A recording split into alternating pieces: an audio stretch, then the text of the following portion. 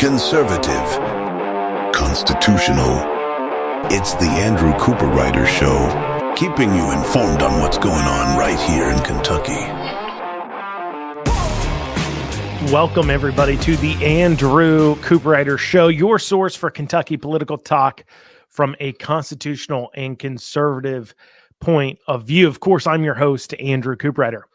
If you're looking to be informed what's going on right in your own backyard, well, you've come to the right place. If you want to know what's happening right here in Kentucky, in the world of politics, you've come to the right place. Sure, you can touch that dial. You can go listen to some national talk show, or you can learn about the issues that you can actually make an impact on. Over the next hour, I'll be covering the racist new ad that attacks Daniel Cameron as an Uncle Tom from a Black Lives Matter associated PAC called Black Voters Matter, a PAC that's also funded by George Soros. Andy Beshear sends out mailers claiming that he has worked really, really well with the Republican legislators in order to claim bipartisanship, an interesting claim from a man who, well, has seemed to do anything but. And then finally, the Herald leader recently came out and endorsed candidates for statewide office. Well, we'll take a look at the only two Republicans they chose to endorse and their stated reasons why, as it gives us a peek into just what the liberal news wants to see in its favorite Republicans. I'll give you a hint. It's simply controlled opposition. I'll have all that and more today on the Andrew Cooperrider Show. But before I get down into the stories, I do want to encourage you to go ahead and reach out to the show. Give me your feedback, or you can go ahead and reach out to make your comments. And who knows, I might even read your email on the air. You can reach out to the show at info@theandrewshow.com. That's info@theandrewshow.com. Also, please make sure you are telling others to tune into the show Monday through Friday at 9 a.m. Yesterday at the end of the show, I talked about Tom Jones, tuck and tail, and running away and quitting after controversy on the Fayette County School Board after the fear of the far left woke mob coming at him because he used the phrase monkeying around with the budget in a meeting. He was afraid of them coming after him. They're coming after him for that, so he yellow-bellied and ran. He resigned. And I spoke about why we as individuals, as people, need to be standing up on these issues. If anything, we need to do it for our kids. Now, the left would have you believe that, well, they're not trying to push their social viewpoints on kids. They tell us we are crazy for even noticing. They ask, why does it matter? Why do you care, Andrew, so much about what these kids are being taught? Well, obviously it matters, because if it didn't, then why would the leftist cult be trying to indoctrinate kids into their belief system in the first place? We know kids are our future. And if they can push them towards their values, towards their beliefs, well, then that equals the downfall of traditional conservative values. And they know it, because those values are important for us to protect. Those values are what's created prosperity and stability in our country. We're seeing so much instability, lack of prosperity. Individuals, one of the number one indicators of a person being successful is that they graduate high school. They don't even got to graduate college, graduate high school. They get married and have kids. If you do those three things, you get married before you have kids, you get married, and you graduate high school, you're almost guaranteed to not live in abject poverty. However, those very things, having kids, getting married to somebody you can have kids with, so straight relationships, of course, straight marriages, are the very thing the left attacks. And for far too long, we the people have been way too nice and way too willing to just go along to get along, and now our children are suffering. I'm not just talking about this out of nowhere. I want to give you an example. I want to tell you why I'm talking about this today. You see, in order to just give you the perfect illustration of how this affects kids and how people who just want to be nice end up destroying our entire society, I'm going to turn to a simple costume contest in the Masterson Station neighborhood in Lexington. This costume contest is not hosted by a political group or political actors. It's hosted by the neighborhood association in that area. On the entry form for the costume contest, they ask a few simple, straightforward questions. And these questions are all required for entry into the contest. So they've got that little asterisk saying this is a required question to answer. The first question asks your child's sex with a male and female option. That's it. Then they ask your Halloween costume character. Next, they ask about accompanying adults in relationships. So far, so good, fine. But then finally, as a required response, something you have to fill out in order to submit your child for this costume contest, they ask if there's any special instructions as related to your child's pronoun preferences. This is a kid's costume contest. I mean, I have a son, he's 11. I don't even trust him to complete his homework on time. I mean, I have to sit down and go through it with him. I have to go line by line. Did you turn this in? Did you turn that on? Did you complete this work today? I don't trust him to fill in a math worksheet, but yet somehow this same child or younger that's not allowed to make any decisions for themselves can somehow pick their pronouns based on their feelings. And this is crazy. And this form here, this doesn't come from a liberal drag show, LGBTQ event where you expect it. It's a costume contest put on by a neighborhood association for children. What's worse is I can tell that the person who put this together doesn't even really believe in this. They're just trying to be nice and think this is what you're supposed to do. You know how I can tell that? I don't know who put it together, but I can tell this. Why? Because, well, as a person, me, who is regularly exposed to the far left crazies and their hatred for all things normal and who has to interact with those dredges of society because I enjoy talking about politics, I know for a fact that a true blue, fully indoctrinated and bought-in leftist would never only list two genders for sex. Remember, the first question was sex, male or female. There was no other options, just sex, male or female. Now, I've been told by many leftists that there are way more than two genders, that you have pronouns other than he, him, and she, her in order to go along with those genders. I've been told that sex and gender are not just a binary. So after you ask sex, you wouldn't need to ask pronouns if you're going only to list two genders. There's no other options on the gender question either, just male and female. If it identifies male, you would say he, and if it identifies female, you'd say she. So the only reason you'd need to even ask about pronouns, even if you're far leftist, is if you offered more gender selections, but they didn't. So why did they ask about pronouns? Oh, clearly this person putting the sheet together isn't fully indoctrinated. This is a person who is clunkily trying to avoid controversy because in our modern age, a simple kids costume contest entry form can create controversy if you don't make sure you ask about someone's pronouns. They thought the nice thing to do would be to ask about pronouns, so they did it. Even though, as evidence would suggest, based upon this behavior here, they don't even believe in what they're asking.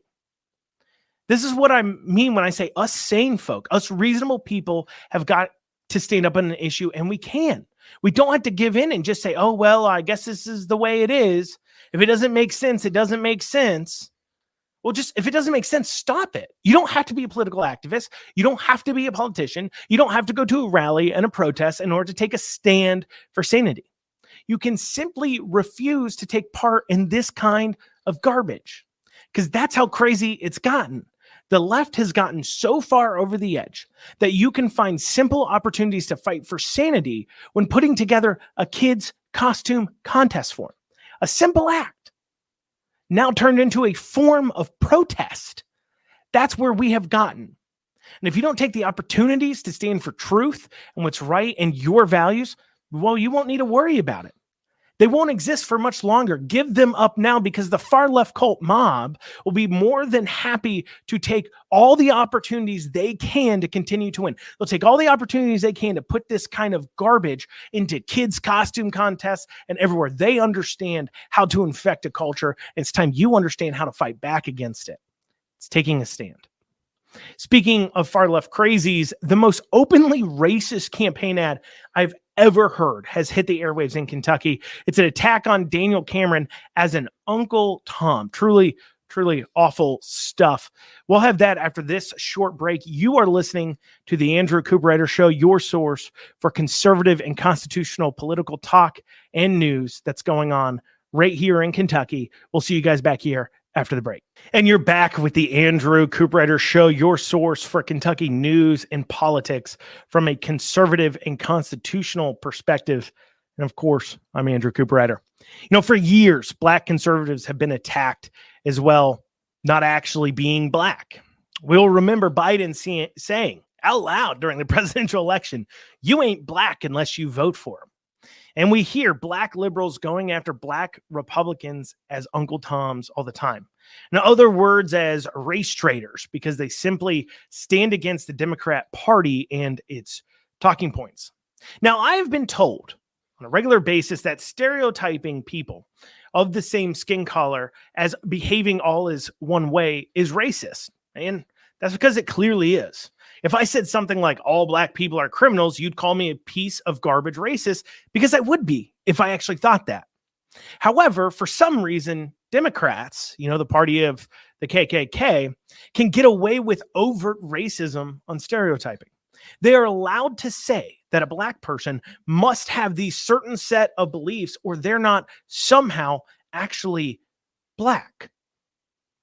They're allowed to say these things because the great arbiters of our society of what's racist and not have decided that this is a fine thing for Democrats to say because Democrats can't afford to lose the minority vote. They're afraid that large swaths of minorities might realize they have been electing Democrats their whole lives, and yet things are getting worse for them and not better. Therefore, when they have a black conservative that points to facts and doesn't use race hustling to bring in votes, that frightens them. In fact, I can't think of a time that I've seen Daniel Cameron actually bring up the fact that he's black, so you should vote for him just because he's black into this race. I haven't seen it. Maybe you have, but I personally haven't seen it. And he certainly doesn't hammer on the issue like I've seen some other black Republicans running for office and do in the past. So these Democrats here, they don't want minority voters to think. They want them to be verbally beat into a monolith voting block that will serve their liberal overlords. And Cameron represents a threat to that. So while it's disappointing, it would come as no surprise that a Black Lives Matter linked PAC called Black Voters Matter, which is funded in part by George Soros, would come out with a racist attack ad against Cameron. A group that is supposed to be about supporting Black Americans and voters. So, of course, it would just stand to reason in this weird world of doublespeak and backwards insanity that this group would attack a Black candidate in favor of a white, straight male candidate because diversity? I don't know. I don't know why somehow this falls in line with their mission statement of supporting Black voters and Black people. But let's take a listen to this ad here. What's up, Kentucky? It's election time, and all skin folks ain't kin folk. Over the past few years, we've taken to the streets to demand racial justice, to demand health care, and the right to make decisions about our body. And now Uncle Daniel Cameron is threatening to take us backwards. The same man who refused to seek justice for Breonna Taylor now wants to run our whole state. We can't let that happen. We won't. Black skin folk. All skin folk ain't kinfolk. Uncle Daniel Cameron. We hear from Democrats how Republicans are the party of white supremacy all the time. How Republicans are just so incredibly awful to minorities. Yet I have never heard a Republican political attack ad that attacks a Black Democrat on the color of their skin. Yet here we are hearing a political ad that is attacking Cameron for simply having the beliefs he does while also being Black. Take Cameron's exact same beliefs, now make him white. Would this ad have aired? Of course not. That's how we know it's racist. Let me give you a simple guide to know if a political attack ad is racist. If a political attack ad doesn't remain the same, regardless of the person's skin color, then it's a racist attack ad. Simple guideline that should be easy. Cameron, for his part, he did tweet this out about the ad here. He said, "For years, I've been called every racist name in the book for supporting President Trump and conservative values. Andy Beshear always looks the other way and remains silent even today." And that was him referencing this ad coming out. He's obviously taking a big issue with it. Now, what did Black Voters Matter have to say to the controversy? Well, the leader of the PAC had this to say in response to Cameron and others on the Uncle Tom ad. Let's go ahead and play his response. Yeah, thanks for having me on, Roland. I mean, we dropped it very simply, right? Because it's the truth.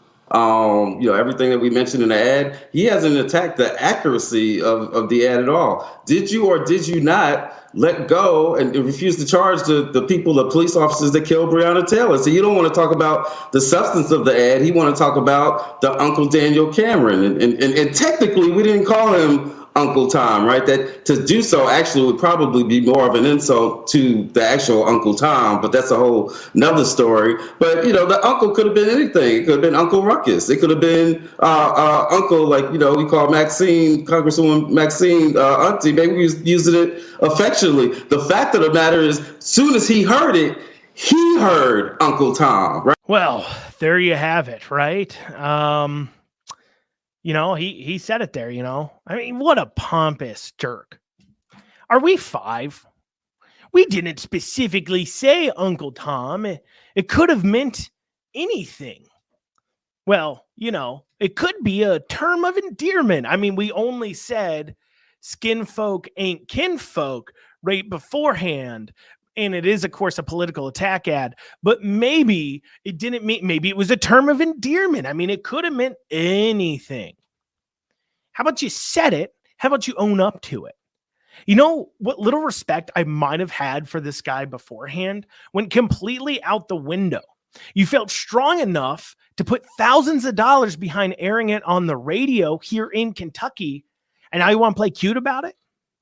And to all of you who might be undecided between Cameron and Beshear, just remember, this is the kind of absolute awful people that Beshear is associated with. People of nothing but contempt for you.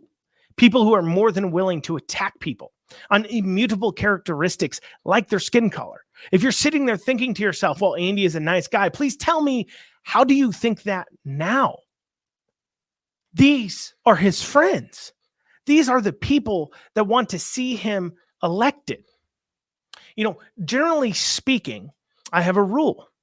If a bunch of horrible, awful, outright racists who attack someone based simply on their skin color want to see someone elected, I don't elect that person. Call me crazy or extreme, but if someone is actually a racist, now I'm not talking about the lefties' point of view of what's racist, something that they think is racist simply because, well, they think it's racist due to their insane viewpoints. Things that, for an example, Biden can say, you're not black unless you vote for me. And that's horribly okay. That's okay. That's not horribly racist at all. But yet, if Donald Trump says something along the lines of, hey, we don't want to see people coming from terrorist countries, that somehow now is racist and xenophobic. He didn't mention a race or a skin color or anything. He was simply talking about a country that he's saying, hey, I don't want to pull in people from there, but somehow him saying that's racist. Okay, so that's a leftist view of what's racist. I'm talking about what is objectively racist. Saying things and doing things to a person differently based upon their skin color. You can be racist towards white people, towards black people. It doesn't matter. If you are treating somebody or saying something different to somebody simply because of their skin color, that's racist. I'm talking about people who hold hate in their heart because of someone's skin color. And you may think because Black Voters Matter is run by black people, they can't be racist towards black people. But their unique hate for Cameron comes specifically from the fact that he is a conservative who also happens to be black. That is why they take such great issue with him in the first place. You can't look at this attack and tell me it's not a racist atrocity. Frankly, I don't quite understand how radio stations are exactly playing this ad and not saying, look, I don't know if we can legally play this. We're going to have to check a few things. I mean, it's just, this is outright and ridiculous, but this is what we can expect from these kinds of people. They hold no standards. They have no regards. They have no decorum. This is who they are. They're willing to burn it all down. They hate you and I. They hate anybody who identifies themselves as a conservative. Anybody who stands for truth and conservative values, they hate you. They don't care. You can play any games you want to. You can throw the pronouns question on your contest, on your costume contest. You can Do everything you can. You can toe that line. You can do all the DEI classes you want. You can atone for any kind of issue they take with you. You can repeat over and over again how racist you are. It doesn't matter. The only standard they have is that there is no standard.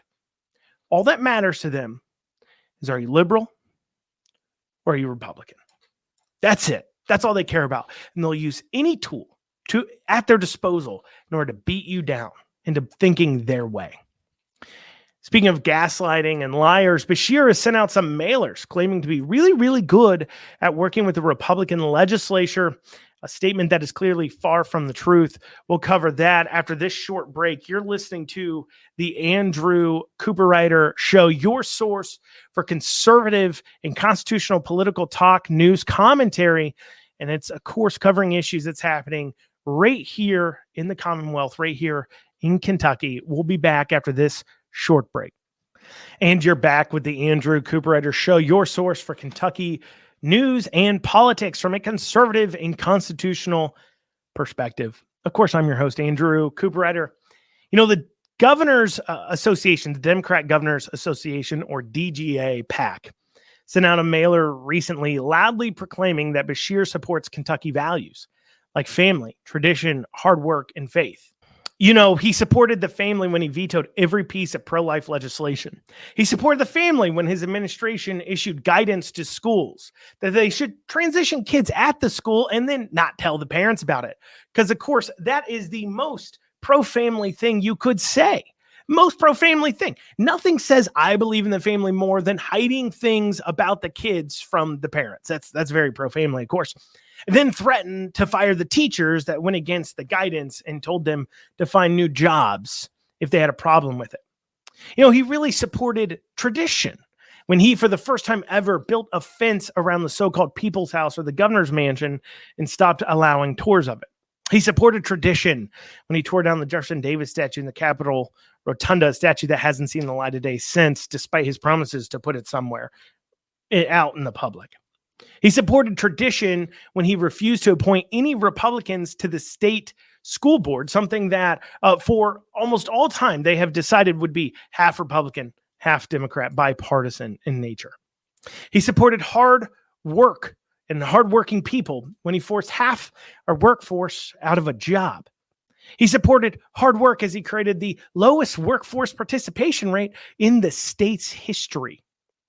Though, if I'm to be honest, maybe he actually does support hard work. After all, his administration has had a record number of jobs filled with less people working than when he took office. So that means that people are out here working second and third jobs. So for those who are working, they're working pretty hard as they've had to get those extra jobs to make ends meet while Beshear has been in office. So I guess he is supporting hard work by forcing people into additional jobs.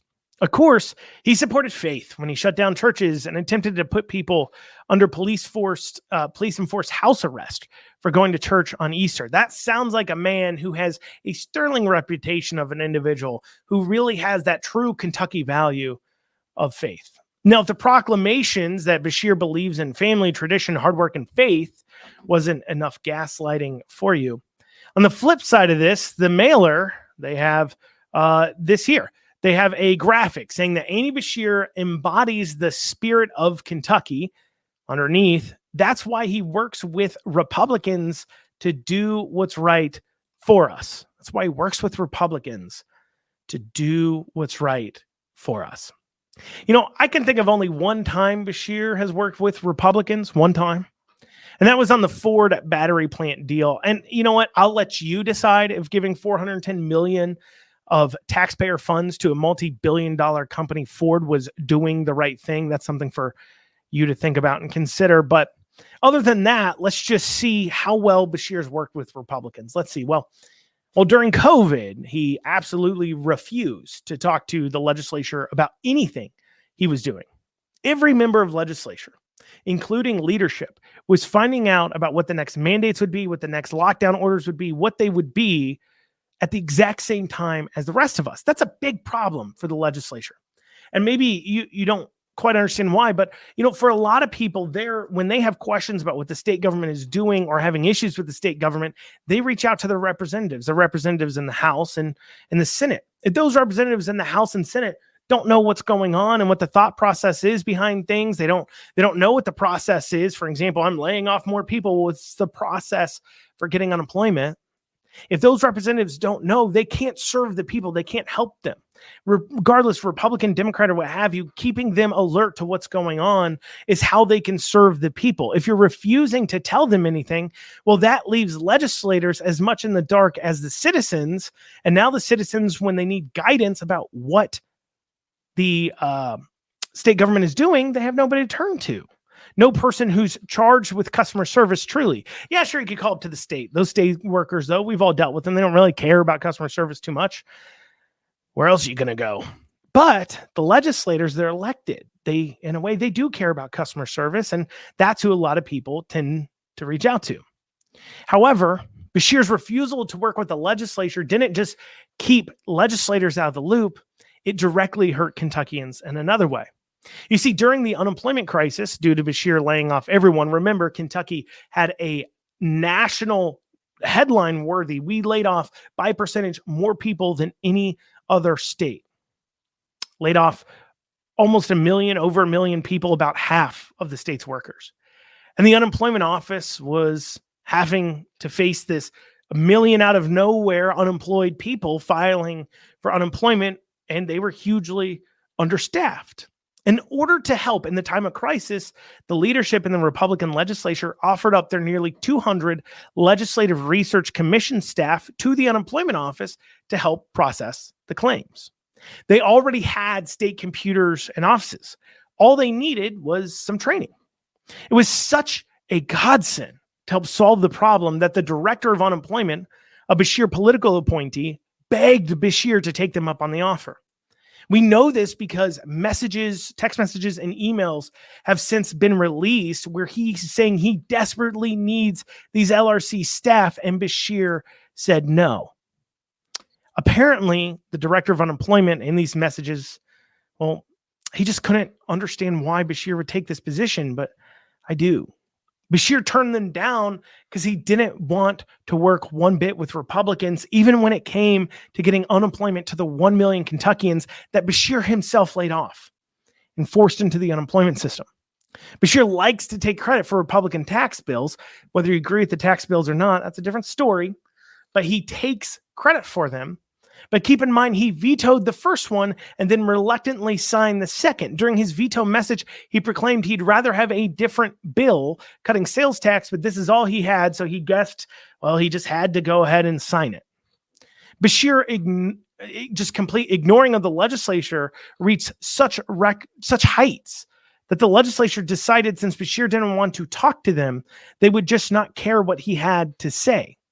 Their last budget was released before Beshear even got out of governor's budget. Something that, of course, Beshear took very much offense to, but he never even talked to the legislature. Why would they? He wasn't going to talk to him in the first place. So why bother? Just issue it. I mean, during the governor's debates, we learned that Beshear hadn't even talked to the education chair about Beshear's own education plan. Beshear's plan involves 11% raise for all school staff, universal pre-K, paying for transportation, and other types of financial demands. Demands that would have to be funded by the state legislature. If Beshear actually wanted to get those things passed, well, he'd have to get buy-in from the legislature to work on them, but alas, he never asked, he never tried. How can you take any of his promises at face value when he isn't even discussing them with the legislature who he needs buy-in from? And I get it. Political campaigns are all about gaslighting and lying. I mean, there's basically no such thing as an honest politician. We know this. And of course, no one wants to be the bad guy in their own story. So they're always going to spin a yarn where they're the good guy. Maybe even they remember it that way, despite the fact that, well, that's not what happened. That is why we as people in Kentucky have to stay informed, not informed by political mailers and ads. At best, they're telling you a half story, or at least a story that's in the best possible light for the person sending it out that they can think of. No, you have to stay informed as best you can by really exploring the issues. Talk to both a Democrat and a Republican that's informed on something before you make a conclusion. Check out the Legislative Research Commission, or LRC's, YouTube page. Watch some legislative hearings. Try and read some bills when they finally come out for this next session. However, do whatever you can to just stay informed on what the truth really is. I mean, obviously, shameless plug, you can listen to this show here. I'll let you know my biases up front. Hopefully you can wade through them to get to some facts, or hopefully maybe you just agree with everything I have to say, which would be awesome. But of course, I don't expect you to believe with everything I have to say. But I do hope at least you can gather some truth from what I'm saying. And I can tell you, I'm not a Team R versus Team D kind of guy either. I'll call out Republicans just as quickly as I will Democrats. In fact, after this next break, I'll be diving into a story where I'm focusing on two people with R's after their names. You see, the liberal Herald leader has endorsed two statewide candidates that are Republican candidates. I'll go over which ones and the reasons why after this short break. You're listening to the Andrew Cooperrider Show, your source for Kentucky political news and talk from a constitutional and conservative perspective. We'll see you guys just back here in a few minutes. Every election year, the Herald leader issues its endorsements. Now, let's all be honest here. The Herald leader doesn't exactly have the most sterling reputation of being exactly unbiased in their political reporting. In fact, if anything, during the Republican primaries, Herald leader endorsements can actually hurt you, because it means you're not actually very conservative if you receive their endorsement. However, the Herald leader, in an attempt to make sure their endorsements mean something, will from time to time endorse Republicans in general, but only in a few key situations, of course. In fact, the Herald leader is so well known for hating actual conservatives that Cameron, the Attorney General candidate Russell Coleman, the Ag Commissioner candidate Jonathan Schell, and State Treasurer candidate Mark Metcalf didn't even bother to actually sit down for the endorsement interview and declined it, saying they really had no interest in taking part of what the Herald leader was doing. It just so happens that the only two who decided to do it was Allison Ball, running for auditor, current state treasurer, and Michael Adams, running for re-election for Secretary of State. Those were the two that they had endorsed as well. Now, one could say they did it just simply because they wanted to appear bipartisan. I mean, it speaks to how much influence and reach you actually have and how important your endorsements actually are if candidates don't even care about it enough to sit down or respond to your request to interview with their endorsement review board.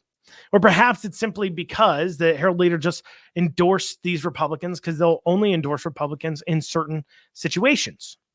Situations where they have the Republican that they feel is the kind of controlled opposition they're looking for.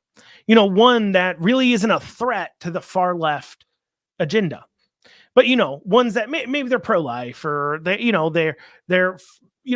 say they're for guns and gun ownership. They want to protect the Second Amendment. They say these things, but otherwise they generally do things that maybe Democrats even would be willing to do in the same position. Now, it's not just me drawing this conclusion. We could take a look at their articles and their endorsement articles where they talked about why they endorsed both Adams and Allison, and see what they have to say. Maybe that will shed some light on what their true agenda, what they wanted to see from Republicans they're willing to endorse. So on the article on Adams, here's their first two paragraphs. Their first two paragraphs from this article, this is what they had to say from the Herald leader. As an editorial board, we disagree with Republican Michael Adams on many things. We don't like his stance on abortion or guns, or his extracurricular legal work for national Republicans like Nikki Haley. But when it comes to the Secretary of State, Michael Adams, we admire his stalwart defense of democracy and his willingness to resist the most extreme elements of the former President Donald Trump wing of the Republican Party. It's why we think he deserves our endorsement for another term as Secretary of State.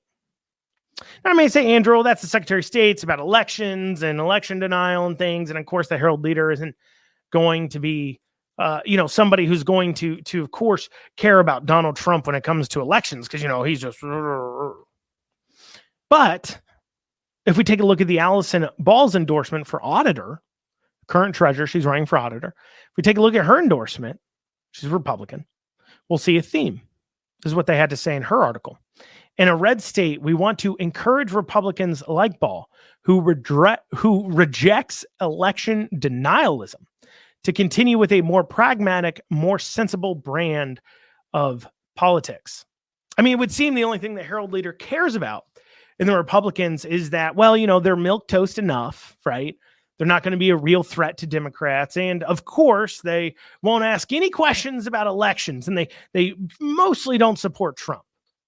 And they're going to resist that crazy far right Donald Trump wing, just the majority of the Republican Party. Basically, they only want to endorse Republicans they perceive as candidates that disagree with the majority of Republicans. That's who they want to see in office. Almost, some people call them rhinos, some people call them R's with D or D's with R's next to their name, but whatever. They said it right there. They said it in the Allison Ball excerpt I read. We want to encourage Republicans who reject election denialism.